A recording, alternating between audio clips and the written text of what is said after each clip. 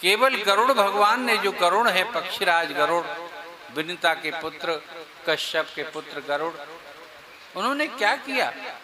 कोई तपस्या तो नहीं की।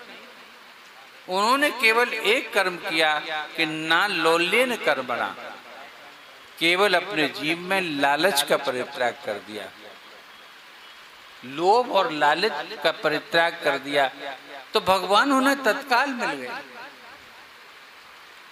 जब उन्होंने देवताओं से जीत लिया, अमृत का कलश इंद्र से छीन लिया, पराक्रम करके छीना था, और मां को मुक्त कराने के लिए वो कलश नागों को देना था, तो कोई और होता तो सबसे पहले 2 बूंद अपनी चोंच में उस अमृत के डालता और अपनी देह को अजर और अमर कर लेता, उसे कोई मार न पाता।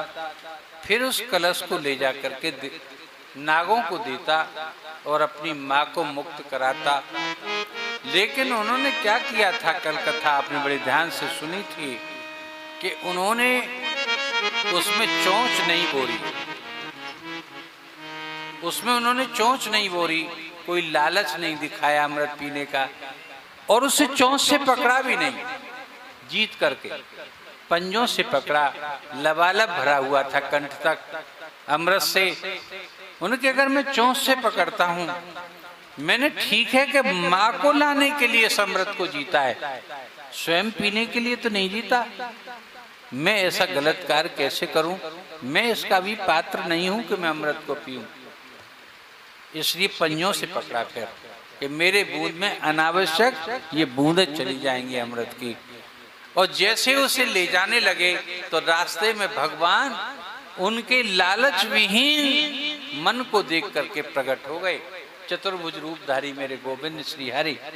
उनका रुको गरुड़, रास्ते में ही रोक लिया, अमृत कलश हाथ में, देवताओं को हरा करके जीत करके ला रहे हैं कि मैं बहुत प्रसन्न हूं कि तुमने लालच नहीं दिखाया, ना लोलेन कर्मणा। तो एक चीज त्याग दीजिए, मैं इतना कहना चाहता हूं, काम को त्यागो, क्रोध को त्यागो, लोभ को त्यागो, लालच को त्यागो। लोभ और लालच तो एक ही बात है ना। लोभ के लिए सबसे पहली जो प्रवृत्ति बनती है वो लालच ही तो बनता है। पहले लालच नहीं आएगा मन में तो फिर आप किसी का धन हरण करने की कोशिश ही नहीं करेंगे, उसको लेंगे ही नहीं। तो वो लिखेगा कि मैं वरदान देना चाहता हूँ, तो अगर प्रभु मुझे वरदान देना चाहते हो कि अमृत के बिना मुझे अमृत न पीना पड़े और मैं अजर और अमर हो जाऊं, ऐसी कृपा कर दीजिए।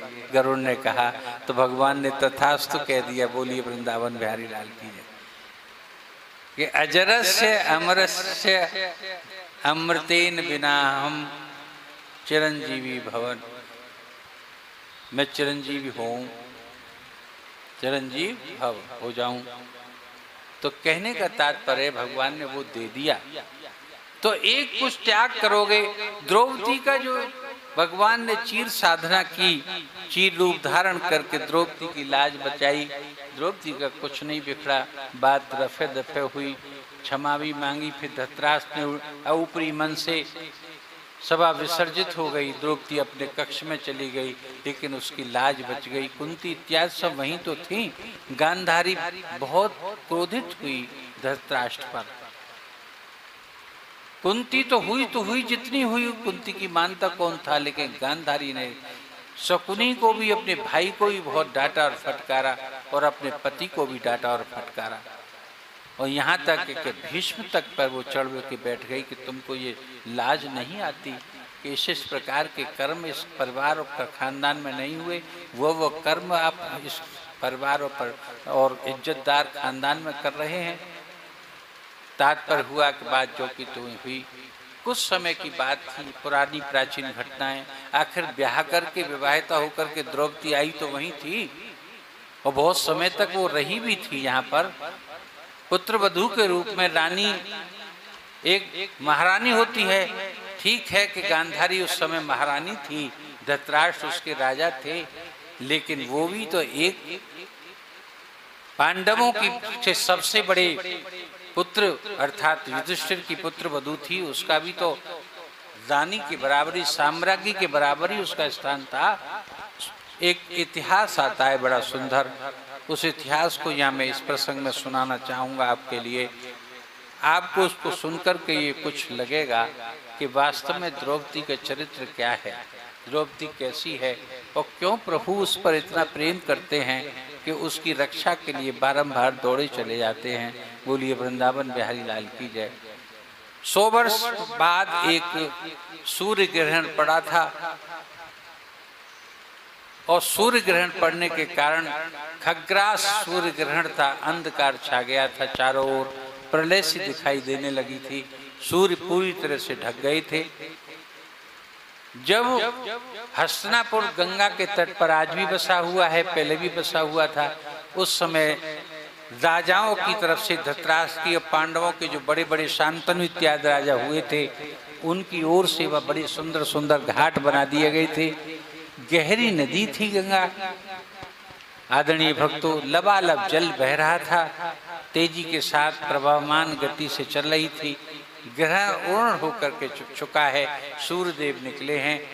ग्रहण का जब काल समाप्त हो जाता है तो गंगा में स्नान करने के लिए लोग पहुंचते हैं। पूरा राजघराना, पूरा नगर अपने अपने घाटों पर स्नान कर रहा था। बोलिए वृंदावन बिहारी लाल की जय।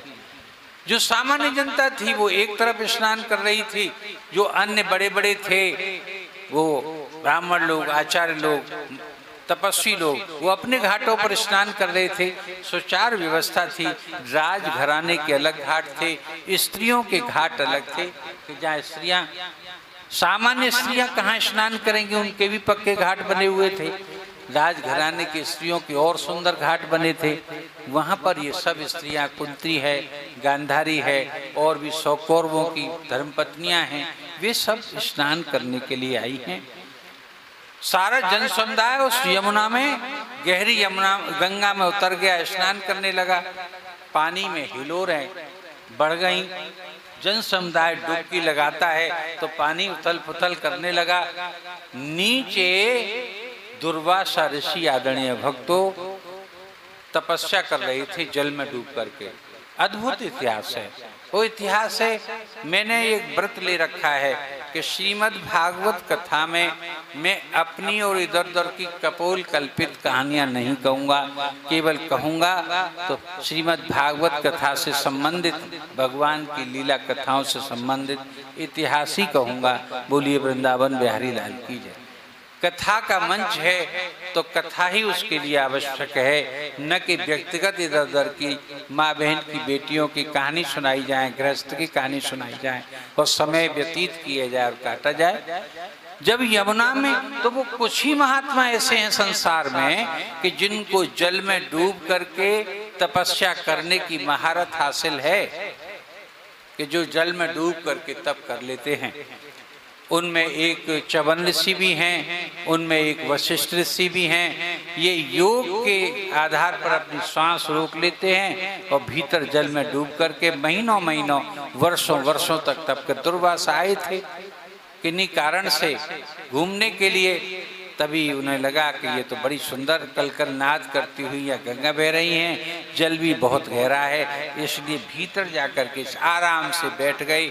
वर्षों से बैठे हुए भगवान का जप कर रहे थे और जल के भीतर तपस्या कर रहे थे। जब उस ग्रहण काल में पानी ने इस प्रकार से हिलोरें ली तो उस तलहटी का जल भी 10, 20, 30 फुट गहरा जल भी वो हिलने लगा। उस उथल पुथल से जब हिला है जल तो उनकी एकदम समाधि टूट गई तो उन्होंने देखा कि आज बड़ी जगरमगर सी दिखाई देती है, आज बड़ी हलचल सी। कभी तो कोई स्नान कभी करने आता था, लेकिन आज तो पूरी गंगा का एकदम पानी डगमगा रहा है। तो उनकी समाधि खुली तो वो ऊपर को उठने लगे और जैसे आदरणीय भक्तों ऊपर को उठ करके आए तो वो दैव योग से उसी घाट पर उठ करके आए पानी में, जहाँ के कुंती थी, जहाँ की गांधारी थी, जहाँ की स्त्रियों का घाट था, जहाँ की द्रौपदी इत्यादि थी और स्नान कर रही थी, वहीं उस जल में बाहर निकल करके आए।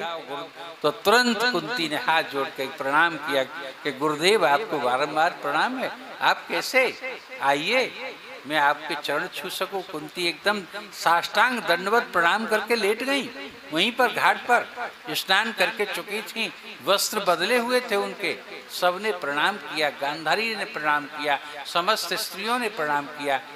द्रौपदी बोली, आइए गुरुदेव, आपकी बड़ी कृपा हुई, हम गंगा स्नान करके चुके हैं और वो भी गुरु के दर्शन हो जाएं। निश्चित ये हमारा कोई पुण्य उदय होने वाला है। आपके आगमन से निश्चित ही हमारा कोई पुण्य। बहुत से शिष्य होते हैं, हमसे कई बार लोगों ने कहा कि गुरुदेव चलिए गंगा स्नान कराला में। तो कभी कभी मैंने कहा कि बेटा मुझे गंगा और नदियों में स्नान करने की बहुत आदत तो नहीं है, कभी कभी मैं किसी के साथ चला भी गया तो उन्होंने मलमल करके मुझे नहलाया, स्नान कराया। एक श्रद्धा ही तो है, एक प्रेम ही तो है, एक भाव